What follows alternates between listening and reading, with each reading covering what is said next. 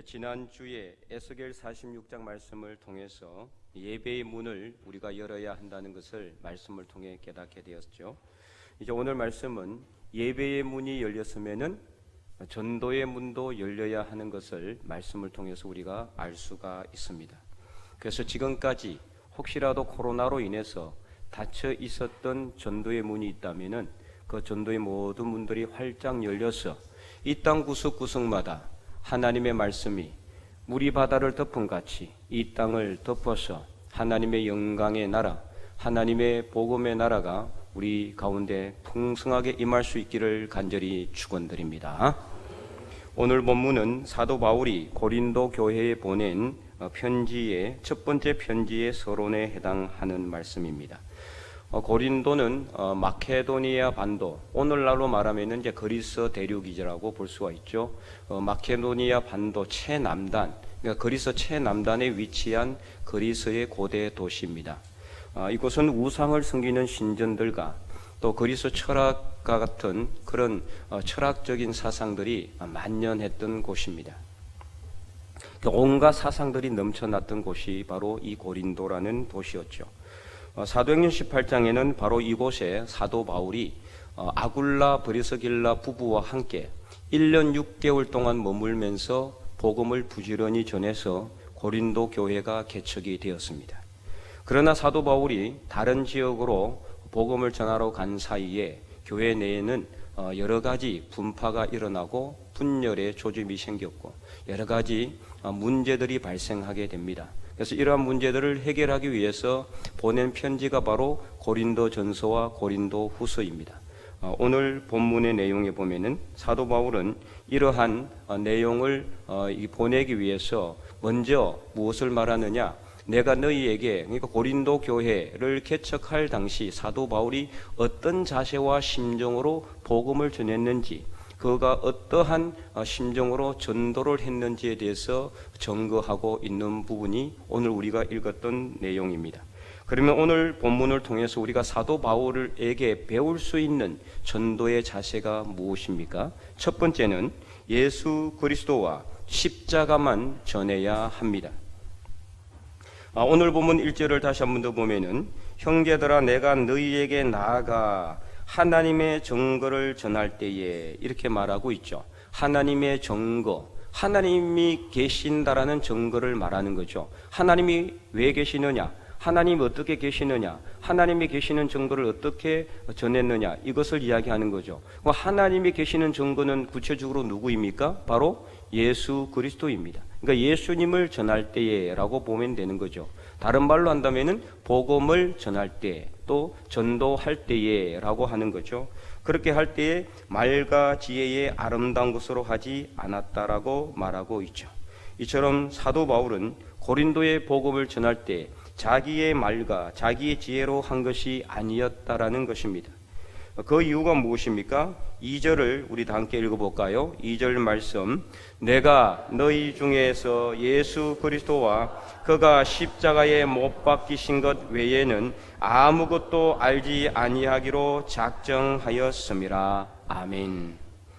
사도 바울은 사도행전 9장에 보면은 그 부활하신 예수님을 다메섹 도상에서 만나게 됩니다. 그는 예수님을 믿는 사람이 아니었습니다. 오히려 예수님을 믿는 사람들을 핍박하고 예수님 믿는 사람들을 붙잡기 위해서 다메섹이라는 곳으로 가는 그 도중에 그는 부활하신 예수님을 만나게 됩니다. 그 이후로 그의 삶은 완전히 바뀌게 되었습니다. 그래서 그는 그때부터 자기가 가지고 있던 지혜와 지식에 근거하지 아니하고 오직 예수 그리스도와 예수 그리스도께서 십자가에 못 박히신 것만 알고 자랑하려고 했다라는 것입니다. 그렇기 때문에 그는 자기의 말과 지혜로 복음을 전한 게 아니라는 것입니다. 그래서 갈라디아서 6장 14절에서도 그는 예수 그리스도와 예수 그리스도께서 십자가에 못 박히신 것만 자랑하려 한다라고 그는 고백하고 있죠.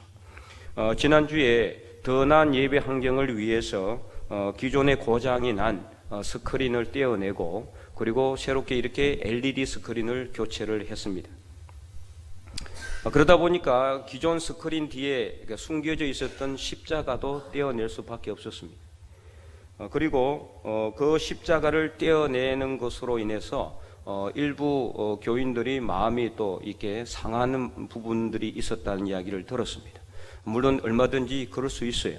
마음이 상할 수도 있고 또 마음이 허전할 수도 있습니다. 사실 보이지는 않았지만 스크린 때문에 그래도 불구하고 저기에는 십자가가 있었는데 라는 생각을 했기 때문에 얼마든지 마음이 허전하거나 또는 마음이 상할 수도 있었을 것 같습니다. 그러나 이제 이렇게 새로운 스크린에 왼쪽에 보면은 십자가 문양도 넣었고 또 그 다음에 기존에는 오른쪽으로 우리 강대상이 있었잖아요. 그래서 이제 이 강대상이 가운데로 왔습니다. 그러면은 이 강대상 바로 밑에 보면은 뭐가 지금 새겨져 있습니까? 십자가가 새겨져 있습니다. 그래서 이제는 십자가가 정중앙에 이 성전의 정중앙으로 위치하게 되었습니다. 또 자세히 보면은 지금 뒤에 화면을 딱 보면은 이 십자가가 바로 보이죠. 오른쪽에. 그래서 몇 개입니까? 3개입니다. 삼위일체 하나님을 의미한다고 볼 수가 있습니다. 정확하게 맞아떨어지죠. 그리고 또한 이 삼위일체 하나님을 중심으로 왼쪽에 또 오른쪽에 십자가 문양이 보이죠. 그래서 이렇게 십자가는요, 우리가 눈에 보이는 것만 바라봐도 사실 다 있습니다. 사실 중요한 것은 뭐냐? 보이는데 우리가 볼 수 없는 거죠. 우리가 영적인 눈을 뜨면은 항상 보이는 것이 바로 십자가입니다. 그래서 이보다 더 감사한 것은 뭐냐? 사실 이러한 십자가는 어떻습니까? 뗄 수도 있고 붙일 수도 있어요. 우리 사람의 힘에 의해서 뗄 수도 있고 붙일 수도 있다는 거죠. 그러나 사탄마귀가 와도 절대로 떼어낼 수 없는 십자가가 어딘가는 분명히 있습니다. 거기가 어디입니까? 바로 저와 여러분의 심령 안에, 마음속에 예수 그리스도를 믿는 저와 여러분의 심령 안에는 절대로 그 누구도 훔쳐갈 수도 없고 훼손할 수도 없는 십자가가 있는 겁니다. 그래서 영의 눈으로 바라보면은 그 십자가는 항상 우리 삶 속에 살아있는 거죠. 그래서 그 십자가를 바라보며 오늘도 믿음의 길을 부지런히 달려가서 하나님께 영광 올려드리는 저와 여러분의 삶이 될 수 있기를 간절히 소망합니다. 그렇게 이렇게 십자가가 우리 가슴에 있는데 이 십자가를 어떻게 해야 됩니까? 전해야 하는 겁니다. 오늘 사도 바울처럼 예수 그리스도께서 십자가에 못 박혀 돌아가신 것을 전해야 하는 거죠. 그래서 이 땅에 예수 그리스도께서 오시는 그날까지 우리의 지혜와 지식으로 복음을 전하는 것이 아니라 오직 하나님의 말씀의 능력에 의지해서 예수 그리스도와 우리 삶 속에 살아있는 이 십자가를 모든 믿지 않는 사람들에게 전함으로 복음이 이 땅 구석구석 흘러 들어갈 수 있는 역사가 일어날 수 있기를 주님의 이름으로 간절히 축원드립니다. 자, 두 번째는 오늘 본문을 통해서 우리가 사도 바울을 통해서 복음을 전할 때 배울 수 있는 전도의 자세, 약하고 두려워하고 떨어야 한다는 것이죠. 자, 3절 말씀을 보시면은 3절 말씀 우리 다 함께 한번 읽어볼까요?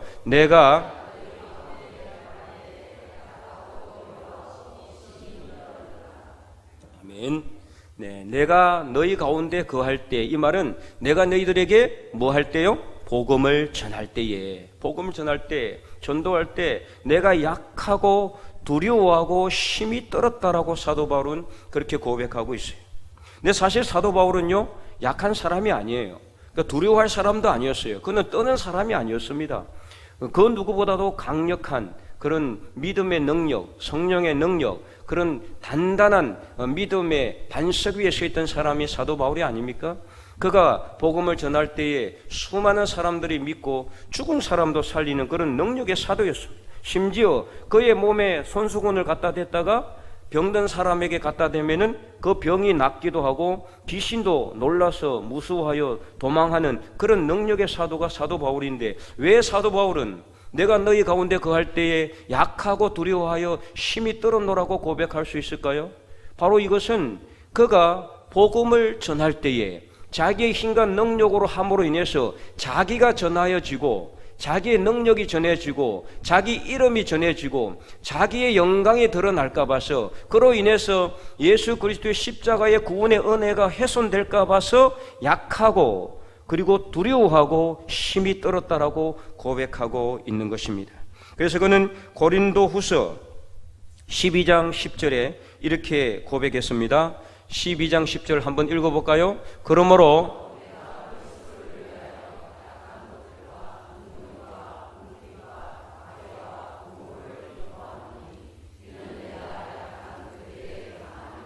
아멘.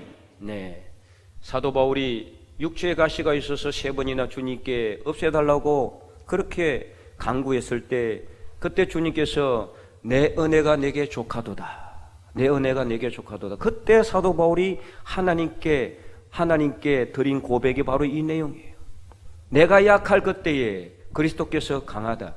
그러니까 자기가 강해지면 어떻습니까? 자기 이름이 드러나는 거죠. 야, 사도 바울이라는 사람, 바울이라는 사람이 있는데 그냥 말만 하면 귀신이 떠나가고 그냥 대단한 사람이다.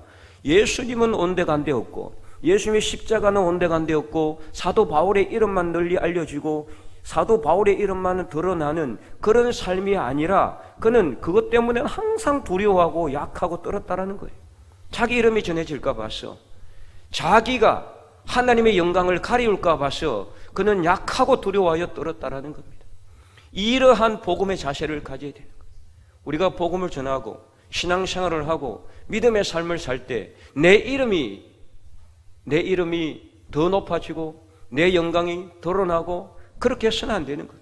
그러면 하나님의 영광을 가리게 되는 거예요. 오히려 내가 복음을 전함으로 인해서 오히려 더 하나님의 영광을 가리고 하나님의 구원의 은혜를 훼손하게 될 수도 있다는 걸 알아야 돼요. 그렇다고 해서 복음 전하지 말라는 것이 아니라, 우리가 복음을 전할 때 그러니까 항상 약하고 두려워하고 떨리는 심정으로 나가야 된다는 것을 말하고 있는 거예요. 그러니까 항상 우리는 기도하며 자기 자신을 낮춰야 되는 거예요. 나는 아무것도 아니다. 나는 아무것도 할 수가 없다. 오직 하나님의 능력, 예수 그리스도의 구원의 은혜를 전하리라. 이러한 결단으로 나가야 된다는 거예요. 그래야 할 때 내가 아니라 예수 그리스도께서, 나의 능력이 아니라 하나님의 능력이 드러나게 되는 줄로 믿습니다. 사도 바울의 이러한 복음 전하는 자세, 그는 얼마나 대단한 사람이었습니까? 그는 온 소아시아에 다 복음을 전하고, 그리고 유럽 지역인 마케도니아 반도, 오늘날 그리스 땅을 복음화시켰습니다. 그 복음이 유럽으로 그리고 미국으로 우리나라까지 오게 된 것입니다. 오늘날 이 사도 바울의 복음 전하는 자세가 없었다면 우리는 이 자리에 없었을 수도 있어요. 그러므로 오늘 우리도 이러한 사도 바울의 복음 전하는 자세, 약하고 두려워하여 힘이 떨었다라는 이 말씀을 오늘 우리 가슴에 담고 새겼어요. 우리가 항상 십자가 앞에서 우리 자신을 겸손하게 낮추고 약하고 두려워하여 떨리는 심정으로 예수 그리스도와 십자가만을 전하였어 믿는 사람들이 날로 늘어나는 우리 죽변제일교회가 될 수 있기를 주님의 이름으로 간절히 축원드립니다. 세 번째는 성령의 능력을 의지해야 하는 겁니다. 사도 바울이 그러면은 고린도에서 자기의 힘과 능력을 의지하지 않았으면 어떤 능력을 의지했느냐? 바로 4절과 5절 나와 있죠. 우리 다시 한번 더 한번 읽어볼까요? 내 말과 내 전도함이 설득력 있는 지혜의 말로 하지 아니하고 다만 성령의 나타나신가 능력으로 하여 너희 믿음이 사람 지혜에 있지야 다만 하나님의 능력에 있게 하려 하였노라. 아멘. 사도 바울은 하나님의 능력만을 의지하고자 했다는 겁니다. 근데 사실 사도 바울도요 100% 완전히 복음 전하면서 무조건 하나님의 능력만을 의지하려고 했지만은 그것도 실패한 적이 있어요. 바로 어디입니까? 아테네라는 곳입니다. 이 고린도에서 전도하기 바로 전에 어디서 전도했느냐? 아덴에서 그는 전도를 했어요. 그래서 사도행전 17장에 보면은 그가 아덴으로 갑니다. 먼저 아덴으로 이제 복음을 같이 전하는 사람들이 있었잖아요. 그 사람들과 같이 가야 되는데 어떤 일로 인해 가지고 먼저 혼자 아덴에 가게 됐어요. 아덴은 오늘날로 어디입니까? 그리스 아테네입니다. 아테네. 이 아테네에 갔는데 아테네가 어떤 곳입니까? 완전히 최고의 그리스도의 가장 오래된 도시예요. 거기는 뭐 보이는 곳이 신전이에요. 그 나라 그 도시 자체가 그냥 이 세계 문화유산으로 지정될 정도로 그냥 오래된 도시입니다. 보이는 곳이 신전이요, 보이는 곳이 우상이요, 온 전신에. 그 사람들은요 밥 먹고 할 일이 없어요. 그러니까 뭐 하느냐? 밥 먹고 늘 하는 일이, 야 우리는 왜 사느냐? 우리가 어디서 와서 어디로 가느냐? 이것만을 논하는 사람들이에요. 그러니까 철학적 사상들이 가장 싹이 트고 발전한 곳이 어디입니까? 바로 이 그리스 철학입니다. 그래서 그리스 철학이 옛날부터 많이 발전을 하게 된 거예요. 귀족들이 밥 먹고 할 일이 없으니까 이런 쓸데없는 일만 하고 있는 거예요. 어디서 와서. 그러니까 답은 찾지 못하고 쓸데없는 신전만 세워놓고 그 신 앞에 절을 하고 막 이런 것들을 사도 바울이 보게 됩니다. 그러니까 어때요? 마음에 분노가 일어났어요. 그래서 사도행전 17장, 우리 사도행전 17장 16절 17절에 보면 이렇게 기록이 되어 있습니다. 바울이 아덴에서 그들을 기다리다가, 그들은 이제 동력자들이에요. 기다리다가 그 성에 우상이 가득한 것을 보고 마음에 격분했다는 건 뭐예요? 많이 분노가 일어났다는 거죠. 분노가. 만나는 사람들마다 다 우상을 섬기고 우상 앞에 절하고 막 이걸 하고 있으니까 사도 바울이 마음에 분노가 일어났다는 거. 그래서 어떻게 했느냐? 17절에 해당에서는 유대인과 경건한 사람들과 또 장터에서는 날마다 만나는 사람들과 뭐 했다? 변론하니. 자, 이 변론이란 말이 뭡니까? 말싸움 했다는 소리예요. 쉽게 말하면은 말싸움. 자, 우리가 복음을 전하면서 변론할 필요가 있습니까? 없습니까? 있을 필요가 없어요. 변론할 이유가 없어요. 변론해서도 안 돼요. 안 믿는 사람들하고 말싸움 해가지고 이겨먹으려고 해서는 안 되는 거예요. 그 사람들은 당연히 이해할 수가 없어요. 처음부터 맞습니다, 예수님이 나의 구주입니다 이렇게 하고 예수를 믿으면 좋지만 그러지 않는다라는 거예요. 그러니까 우리는 어떻게 해야 됩니까? 단순하게 첫 번째 말한 것처럼 예수 그리스도께서 십자가에 못 박혀 돌아가신 것만 전하면 됩니다. 그들이 믿든지 아니 믿든지 그거는 누구 책임입니까? 하나님 책임이에요. 그 다음부터는 하나님이 하시는 일이에요. 그 사람들을 내가 어떻게 해서든지 그래 한번 해보자. 네가 이기냐 내가 이기나 그렇게 해서 내 말에 설득력을 가지고 한번 해보자. 내가 얼마나 오래 믿었는데 너 한 사람 내가 설득하지 못할까? 이렇게 하면서 변론을 하게 되면 어떻게 됩니까? 결국에는 말싸움이 일어나게 되는 거예요. 그래서 사도 바울이 그것을 했다는 거예요. 그래서 날마다 장터에서 또 해당에서 만나는 사람들마다 변론을 했다는 거죠. 그럼 변론을 했으면 그럼 많은 사람 믿었느냐? 아닙니다. 그래서 어떤 일이 일어났느냐? 사도행전 17장 아까 우리가 16절 17절 읽었는데 18절에 보면은 어떤 에피쿠로스와 스토아 철학자들도, 이 에피쿠로스와 스토아 많이 들어본 이야기죠. 바로 그리스 철학의 두 가장 큰 분파입니다. 에피쿠로스 학파, 스토아 학파예요. 이 사람들하고 철학자들하고 붙었다는 거예요. 이게 지금 말싸움을 해가지고 이길 수 있는 게 아니거든요. 결국에는 어떻게 됐습니까? 사도행전 17장 32절에 보면 이렇게 기록이 되어 있어요. 그들이 죽은 자의 부활을 듣고 어떤 사람은 조롱도 하고, 조롱했다는 거예요. 안 믿는 거예요.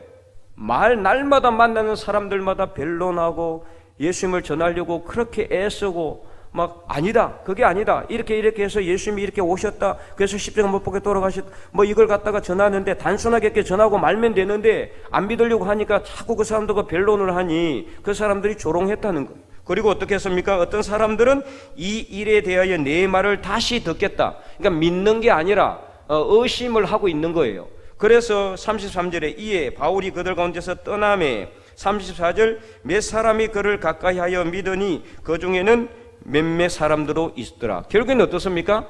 아주 극소수만 예수님을 믿었고 결국에는 교회가 세워졌습니까? 교회는 세워지지 못했습니다.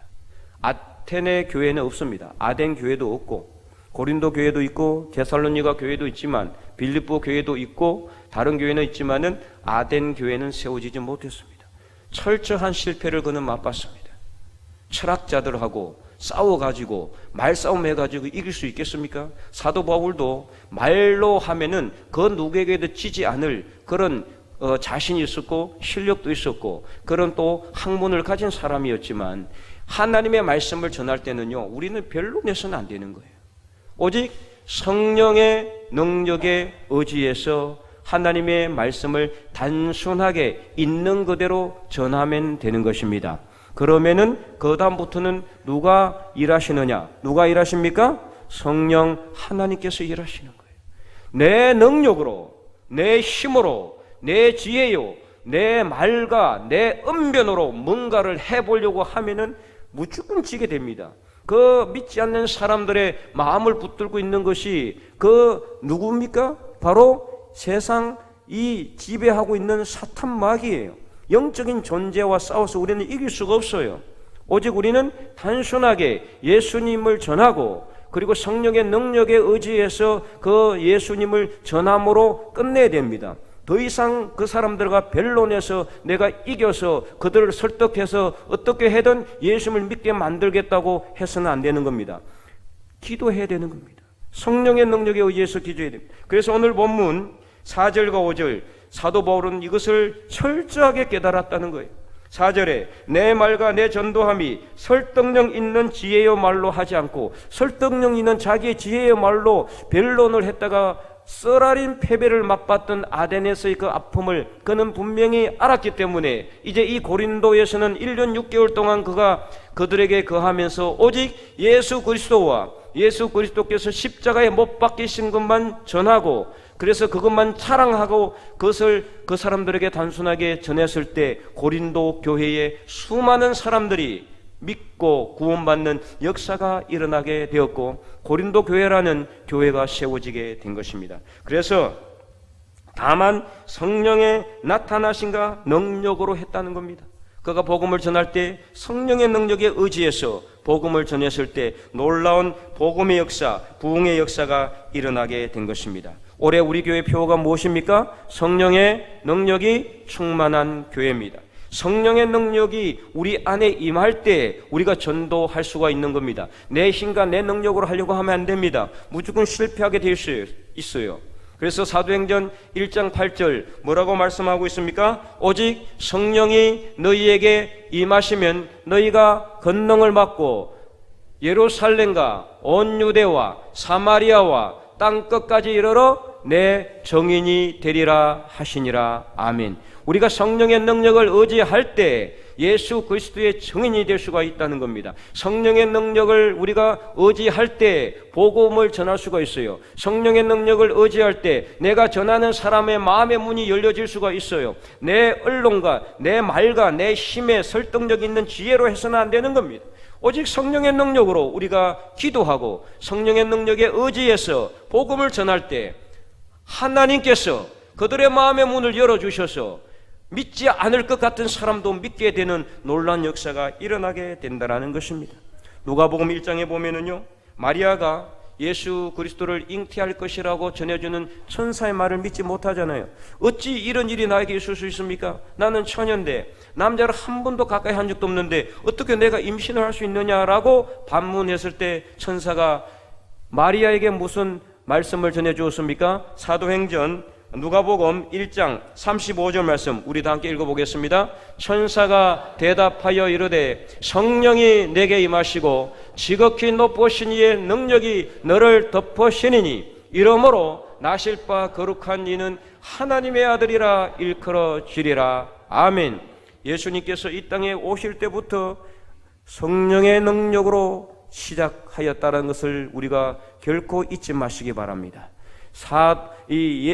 마리아가 예수님을 잉태한 것이 누구의 힘이라고요? 성령의 능력으로. 성령의 능력으로 마리아는 예수님을 잉태할 수가 있었어요. 그리고 예수님께서는 또 태어나서 그리고 자라면서도 성령의 능력에 의지해서 모든 역사를 진행해 나갑니다. 누가복음 4장 1절에 보면은 예수님께서 공생애를 시작하시기 전에 마귀에게 이끌려서 시험을 받는데 그때도 성령의 능력에 의지해서 나갔다는 겁니다. 그래서 4장 1절은 이렇게 기록하고 있습니다. 예수께서 성령의 충만함을 입어 요단강에서 돌아오사 강야에서 40일 동안 성령에게 이끌리시며 뭘 받았다? 시험을 받았다라는 거예요.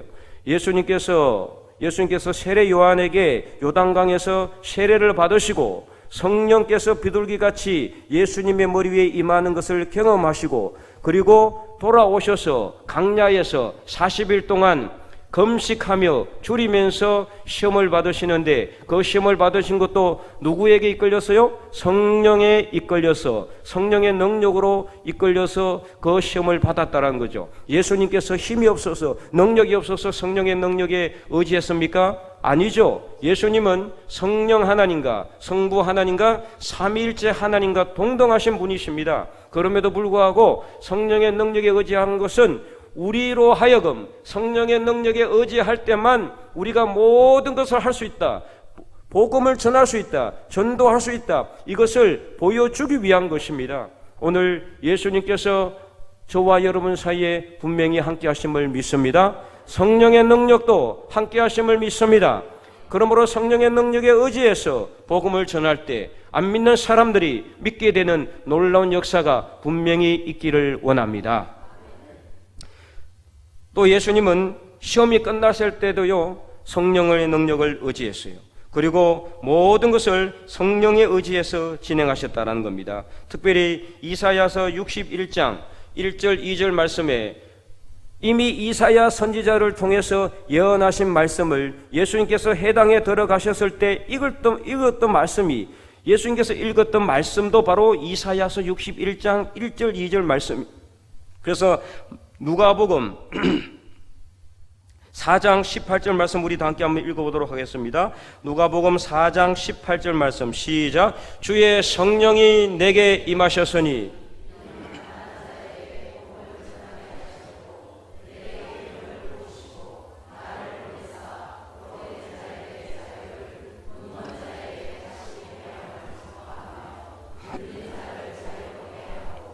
아멘.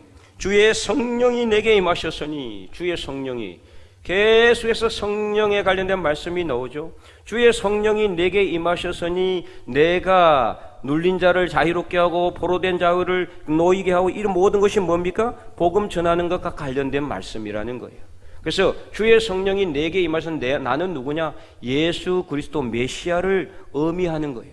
이사야 선지자를 통해서 하나님께서 이미 주의 성령이 예수님과 함께 함으로 인해서 예수님께서 뭘 전하신다? 복음을 전하신다라는 소리입니다.